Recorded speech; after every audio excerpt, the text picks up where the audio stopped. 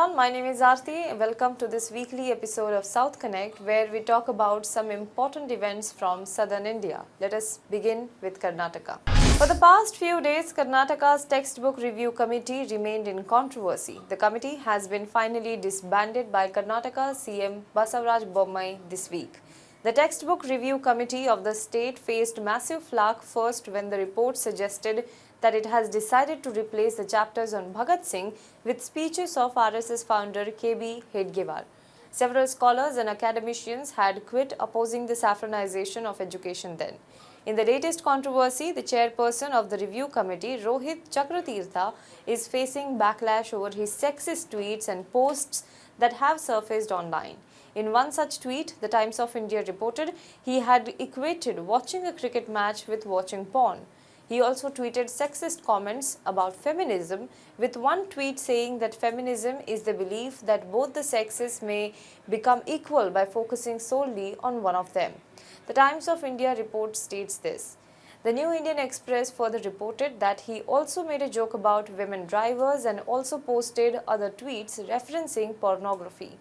His Twitter account has now been made private. Chakratirtha, however, has claimed that the detractors have been trying to corner him over the past few weeks. Defending his tweets, he said that this has nothing to do with the textbook revisions. In another instance, he had posted a Facebook post of a distorted version of Kannada Nadagite or state anthem penned by famous writer Kuvempu. While Chakratirtha has defended the 2017 post as a WhatsApp forward that he had posted, the incident has sparked outrage within the Kannada literary community, who saw it as an insult to the Kuvempu, regarded as one of the greatest writers of the state. Calls for his resignations only grew louder since then.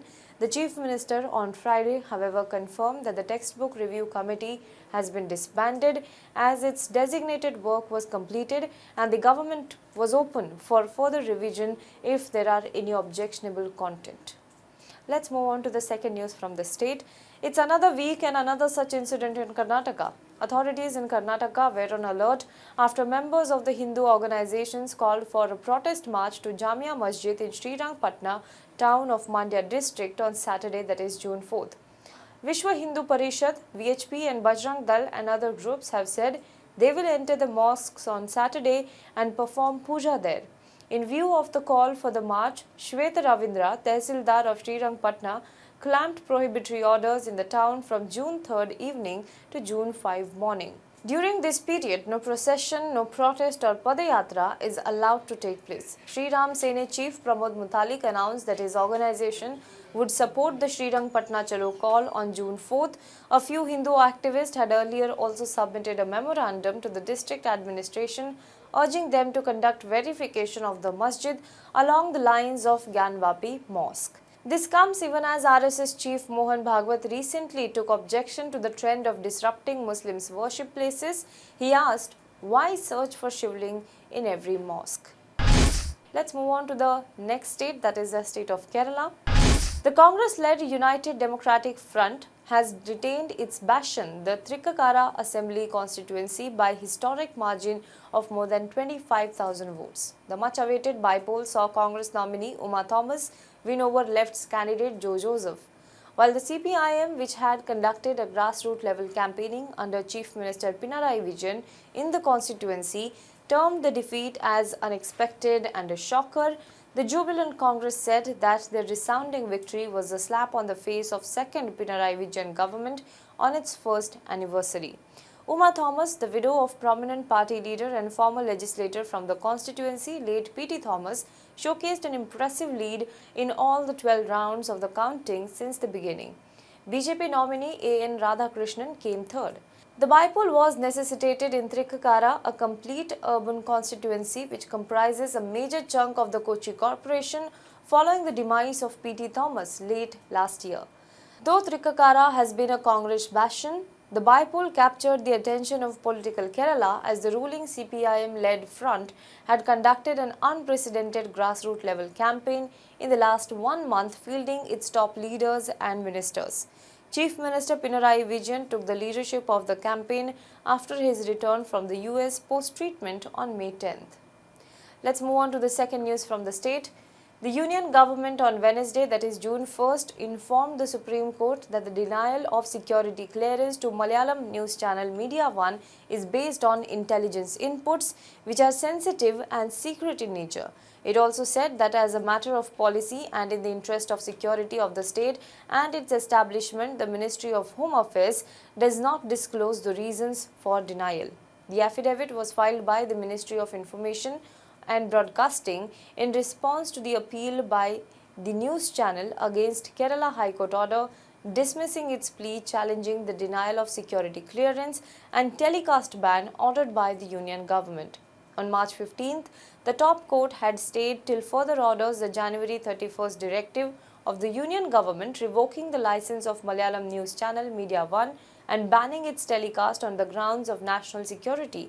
It had said that the news and current affairs channel will continue in the way it was operating prior to the ban of telecast. The top court had passed this order after perusing the files submitted by the Union government on the basis of which security clearance was revoked, and the Kerala High Court had passed the order upholding the ban on the telecast. It had left the question open on whether the content of files on the basis of which the ban order was passed be given to the channel to enable it to defend itself. Let's move on to the next state, that is the state of Tamil Nadu. All the 6 candidates from Tamil Nadu who had submitted their nominations for the June 10th biennial elections to the Rajya Sabha, including the ruling DMK's 3 nominees, were on Friday declared elected unopposed by authorities. The ruling DMK's S. Kalyanasundaram, R. Girirajan and KRN Rajesh Kumar, AIA-DMK's C. V. Shanmugam and R. Dharmar and Congress Party's nominee P. Chidambaram were declared elected unopposed by Returning Officer and Assembly Secretary K. Srinivasan following the expiry of the deadline for withdrawal of candidature. In the upper house, the DMK's current strength of 10 would continue unaltered and AIA-DMK's representation is set to slide to 4 MPs from 5 members. With Chidambaram's selection, the Congress party would have a member from Tamil Nadu in the Rajya Sabha after a long gap. In 2016, Chidambaram was elected to the Rajya Sabha from Maharashtra and his term ends on July 4th this year. Let's move on to the state of Andhra Pradesh. Several women workers of an apparel firm fell sick after a gas leakage inside a special economic zone in Andhra Pradesh's Ankappalli district. The gas leak took place at the premises of Brandix India Apparel City SEZ in the Achyutapuram area. Many affected women complained of nausea, headache and burning sensation in the eyes. They were seen running out of their workplace, some of them coughing, others crying and struggling to stand upright. A few women who had collapsed had to be carried outside. A couple of pregnant women were also among those affected. Police said that all the affected employees were shifted to the hospital and they are now out of danger. There were 1,800 people working in the company. All the staff members were evacuated and affected employees were shifted to 2 private hospitals in Achyutapuram and NTR Hospital in Ankappalli. Let's move on to the second news from the state. There is no respite from the sweltering summer heat in the state even as the onset of the monsoon is expected at any time. Heatwave conditions continued in Andhra Pradesh on Friday as many as 13 mandals reported severe heatwave and 93 mandals heatwave conditions.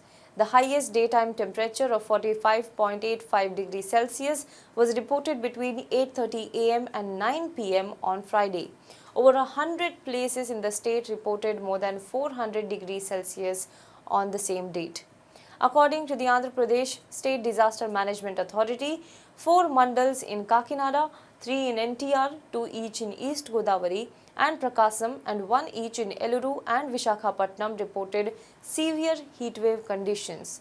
As many as 14 mandals in Palanadu, 12 mandals in Eluru, 10 mandals in Konasima, 9 each in East Godavari and Kakinada, 7 in NTR, 6 in Prakasam, 5 in Krishna, 4 each in Alluri Sitaramaraju and Tirupati, 3 each in Guntur and Vishakhapatnam, 2 in YSR and 1 each in Ankapalle, Kurnool, Nandyal, Parvatipuram and Srikakulam district reported heat wave conditions. Let's move on to the next state, that is the state of Telangana. This week, Telangana capital Hyderabad was shocked by the case of gang rape of a minor in the broad daylight at one of the upmarket areas of the city. The accused in the case belong to affluent families, some even with political connections. The incident has once again led to question of women's security in the high-tech city, which houses some of the major global business players and attracts talents from across the country and the world. My colleague Alisha Sam has done a separate report on it. I would urge you all to watch it.